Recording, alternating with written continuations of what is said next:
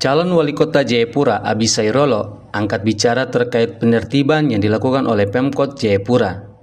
Abi Sairolo juga sepakat khususnya bagi para pedagang mendirikan lapak di atas drainase. Ia menjelaskan bahwa drainase atau saluran air memang tidak boleh digunakan untuk berjualan. Namun, sebelum ditertibkan, seharusnya perlu ada komunikasi dengan para pedagang sehingga saat mengambil tindakan tidak ada pihak yang merasa dirugikan. Terkait jam buka tutup pasar, ABR menyarankan perlu langkah yang maksimal dari pemangku kepentingan. Karena dari kunjungan yang sempat dilakukan oleh ABR Harus, ditemukan sejumlah ikan dan cabai yang busuk akibat hal tersebut. Untuk itu, ABR bermaksud jika nanti terpilih sebagai Wali Kota Jayapura, ia akan melakukan perbaikan konstruksi dari pasar otonom. Pasar, kita akan kembalikan pasar ya. Saya terus terang saja bahwa kalau saya terpilih jadi wali kota, pasar saya akan kembalikan ke pasar WTF yang lama. Tetapi itu konstruksinya akan kita bangun yang lebih baik untuk aman dari semuanya. Dan saluran-saluran di pinggiran air itu semua akan ditertibkan, akan dibersihkan semua supaya ketika terjadi banjir, maka banjir itu tidak akan melanda pasar dan juga masyarakat yang berada di sekitaran tempat di pinggir pasar itu.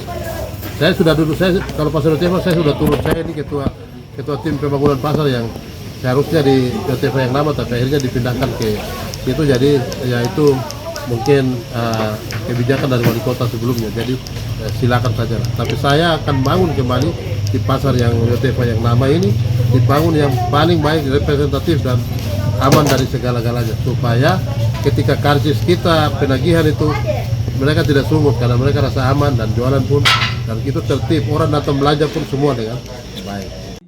Hal ini juga disampaikan oleh pedagang bahwasannya perubahan jam buka tutup pasar yang baru ini memberikan dampak kerugian bagi para pedagang.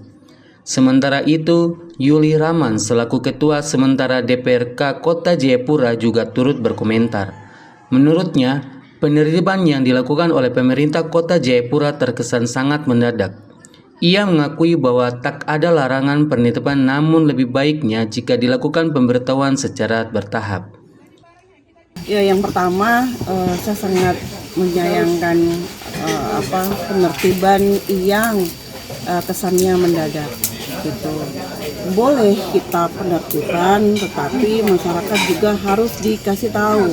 Ada pemberitahuan pertama, kedua, dan juga masyarakat juga bisa dipanggil untuk bisa dimintai keterangan atau solusi bagaimana mereka yang ada di jualan di otonom ini supaya mereka juga bisa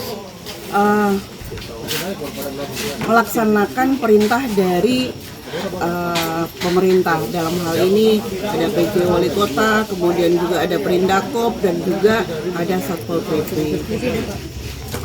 Pemerintah Kota Jayapura dalam hal ini juga Pak PJ Wali Kota, kami juga sangat juga menyambut baik sebenarnya terkait dengan penertiban. Tetapi ada langkah-langkah yang diambil oleh pemerintah.